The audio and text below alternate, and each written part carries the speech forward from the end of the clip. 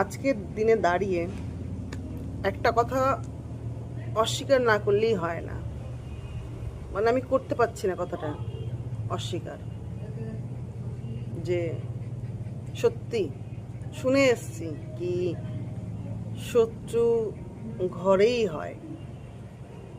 রাবণের ঘরে বিভীষণ ছিল বলেই রাবণকে বধ করা গেছে। তো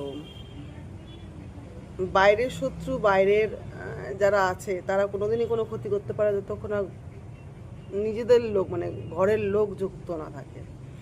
তো কোনোদিনই সম্ভব না বাইরের কেউ এসে কোনো ক্ষতি করা। তো ক্ষতিটা ঘরের লোকেরাই করে, নিজের লোকেরাই করে।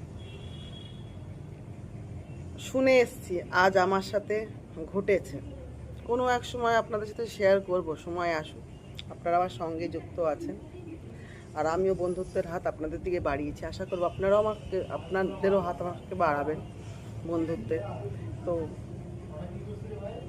আজ খুব আপসেট আমি।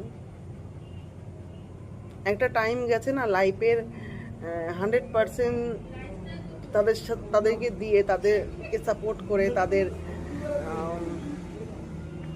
কে হার সিচুয়েশন থেকে টেনে বার করে নিয়ে এসছে, হার বিপদ থেকে টেনে বার করে নিয়ে এসছে। তাদের প্রতিটা টাইমে একটা বট গাছের মতো দাঁড়িয়ে থেকে সাপোর্ট করার চেষ্টা করেছি। হয়তো তাদের কাছে সেটা কিছু মনে হয়নি, কেননা খুব বিষাক্ত হয় জানেন তো এই ধরনের মানুষরা, যারা গিরগিটির মতো রং বদলায়। নিজের প্রয়োজনে আপনার পা দুটো ধরে নিতে পারে, আর প্রয়োজন ফুরাতে আপনাকে কালকে ওটার মতো ছবল মারতেও পারে। খুব বিষাক্ত হয়, খুবই বিষাক্ত হয় ধরনের মানুষরা। আপনার আশেপাশে যদি এ ধরনের কোনো মানুষ থাকে না, আমি বলবো একা থাকা খুব ভালো, একা থাকা, একা চলা খুব ভালো। এরকম বিষাক্ত কালকে ওটাদের সাথে চলার থেকে একা থাকা খুব ভালো।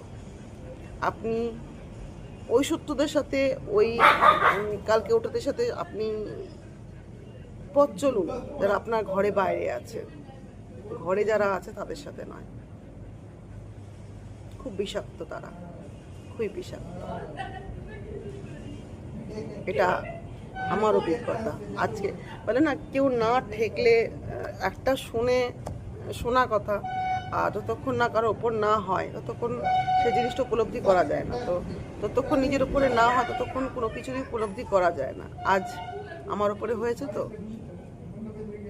তাই পুরো জিনিসটা বুঝতে পারলাম।